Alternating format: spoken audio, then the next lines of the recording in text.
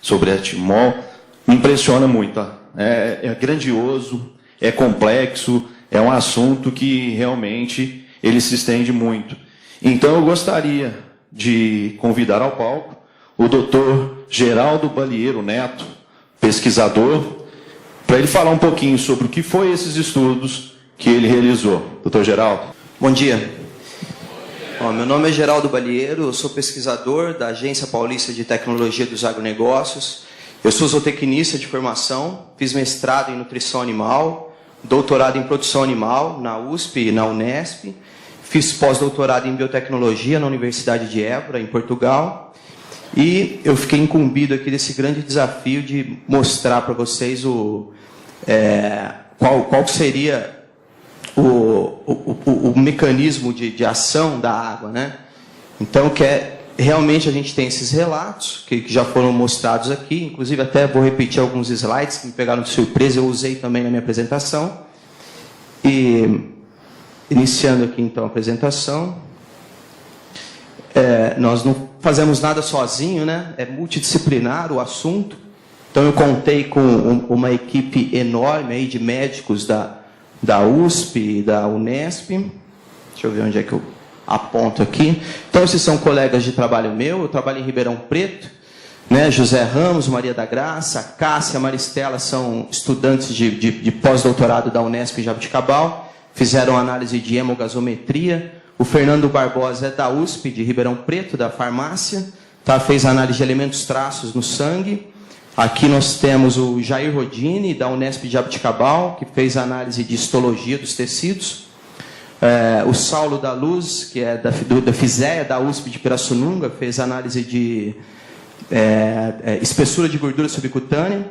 A Karina, uma nutricionista da Faculdade de Medicina da USP de Ribeirão Preto, fez análise de perfil de ácidos graxos no sangue. Doutora Selma, análise de antioxidantes. A Lilian, análise de viscosidade. Dr. Mário Jefferson Lousada fez análise de densitometria. E a Bruna é aluna do doutorado do professor Lousada. Então, eu tenho algumas informações hoje aqui que são inéditas, ainda não foram publicadas, devem ser em breve, e que a gente realmente ficou muito surpreso, e vou transferir aqui para vocês em primeira mão os resultados surpreendentes da pesquisa.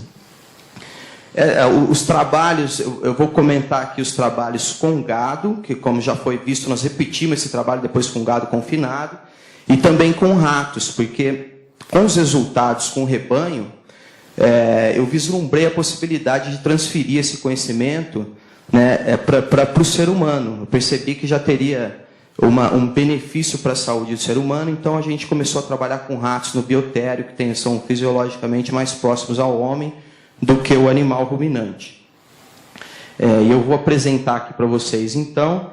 A gente deve muito aos ratinhos, né? Então é interessante comentar que os trabalhos têm aprovação do Comitê de Ética, que é para evitar o sofrimento, minimizar o sofrimento dos animais, né? E explorar ao máximo os resultados da pesquisa.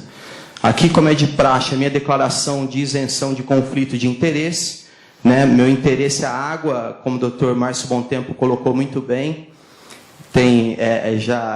faz parte da vida de todos, é indispensável, e agora a gente ainda tem a situação na agropecuária que passa a integrar a planilha de custos como insumo produtivo, porque ela vai passar a ser cobrada em lugares ainda não estão sendo. Então, meu interesse aqui é só em relação à pesquisa, interessa para todas as pessoas e para a pesquisa também. Então, iniciando aqui a apresentação, essa é a análise da água, né, para descrever os tratamentos. Como o Dr. Márcio já colocou, nós observamos um aumento no oxigênio dissolvido. No pH não teve alteração, mas normalmente, eu até coloquei algumas referências aqui de trabalhos, de artigos científicos também, de Coe e Cass, que observou aumento no pH. Esses efeitos na água, elas dependem muito da composição química da água. Quanto mais metais estiver na água, maior vai ser o efeito do tratamento magnético. Dos cátions, né, perdão. E do sódio aqui, de 21 para 13. Tá? Bom, a coleta de sangue, é o sangue arterial, foi coletado aqui na artéria auricular, no gado, e nos ratinhos precisam fazer uma cirurgia para passar um catéter aqui da veia da artéria femoral, e coletamos também sangue venoso na veia mamária do gado, para fazer todas essas análises. Aqui tem que ter muita cautela para não ser contaminado o sangue com oxigênio, então a seringa de heparina de lítio ela tem uma tampa própria, esse sangue tem que ser analisado 15 minutos depois da coleta, então a pesquisa toda muito criteriosa para que a gente pudesse confiar nos resultados. Nós avaliamos então hemogasometria, tá, que é a análise de gases, de dióxido de carbono, de oxigenação do sangue, perfil bioquímico sérico, elementos traço, hemograma, antioxidantes, perfil de ácidos graxos, viscosidade, histologia dos tecidos, digestibilidade e balanço de nitrogênio, densitometria e ensaio mecânico, que é uma resistência dos ossos. Então, interessantes. Então, vamos lá. Nós tivemos aqui o bicarbonato, é um tamponante no sangue, um dos mecanismos que o organismo utiliza para manter o pH do sangue, que fica entre 7,35 a 7,45. Não houve alteração do bicarbonato, houve uma maior saturação de oxigênio, aqui já significativo, tá? A nível de 10%, então significa que cada 100 vezes que eu fizer, 90 vezes eu vou aumentar o oxigênio no sangue, ok? Aqui eu tenho redução de osmolaridade, tá? Principalmente por causa do sódio, que eu reduzi sódio no sangue, e eu tive um efeito alcalinizante aqui, um aumento do pH. Então, chamar bastante atenção que não houve alteração no tamponante e houve aumento no pH. O pH do sangue se tornou mais alcalino. E uma redução no dióxido de carbono, que é um resíduo metabólico que deve ser eliminado do sangue, através da respiração.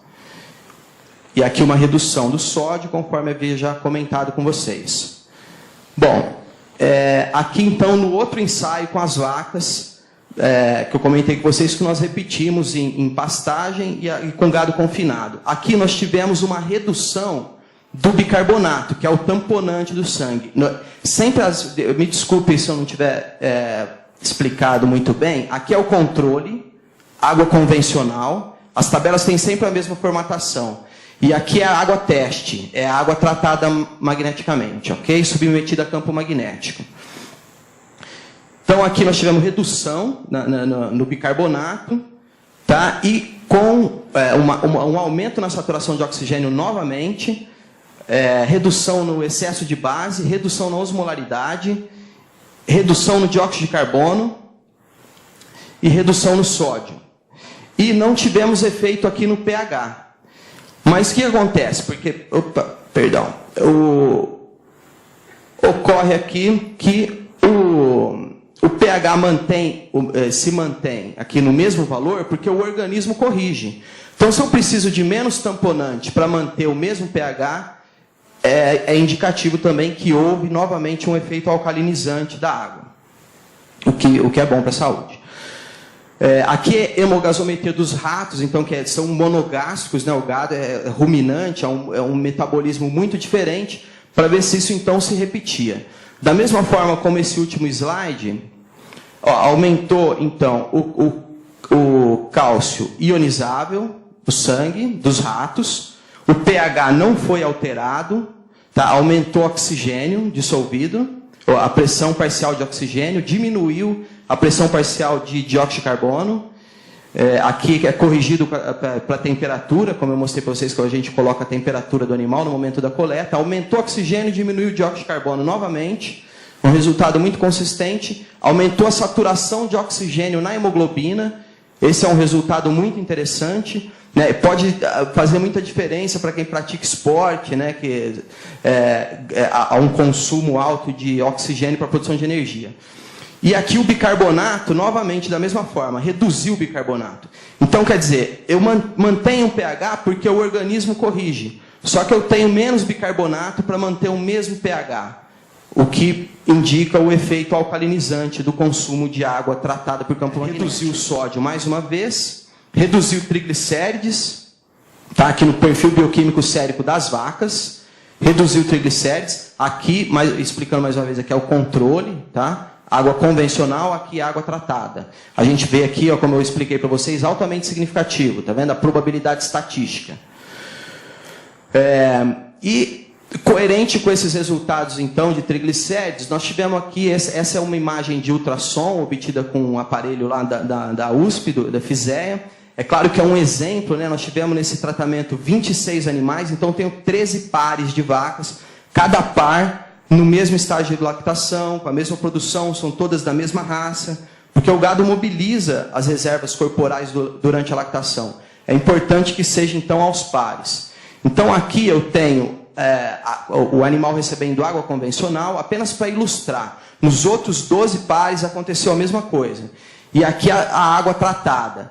Então, nós temos aqui nessa primeira faixa preta o couro do animal, depois essa linha branca é o tecido conjuntivo, e aqui o músculo, né? E essa parte escura, onde está sinalizado, é a gordura a subcutânea. Então, no animal que recebeu água tratada, eu tenho um percentual de gordura na carcaça menor. E engraçado que não houve diferença no peso. Muda a composição da carcaça, diminui a gordura no corpo do animal. Sérico dos ratos, né? Então nós não tivemos efeito significativo. Ok? Mas nós observamos aqui aumento da ureia, eles não contradizem os outros, tá vendo?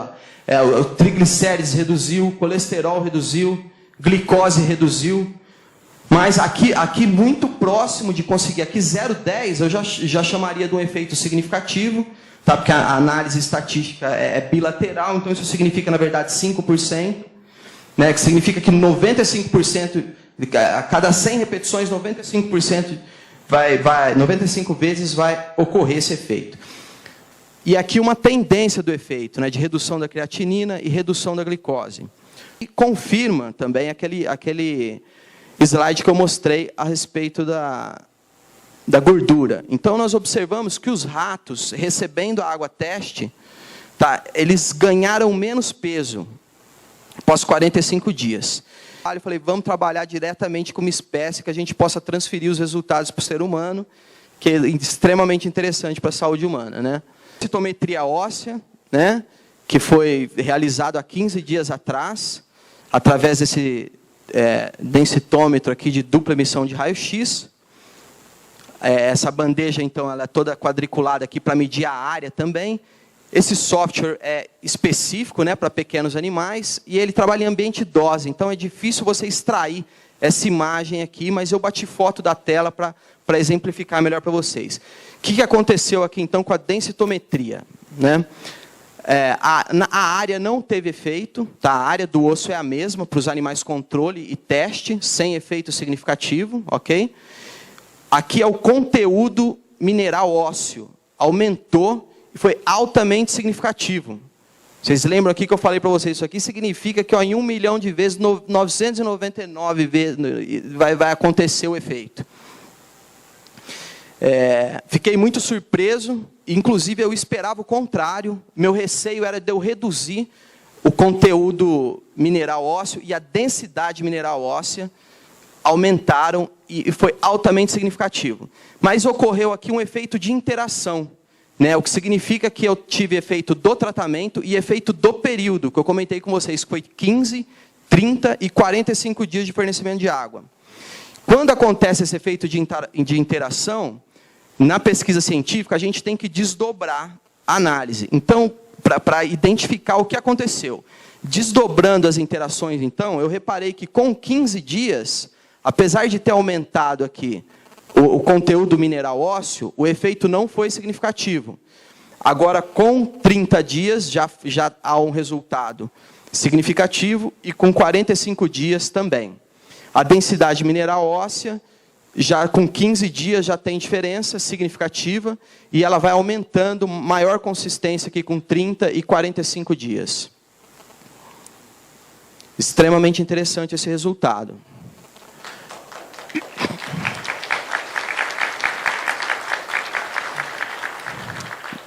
Aqui é uma foto, tá?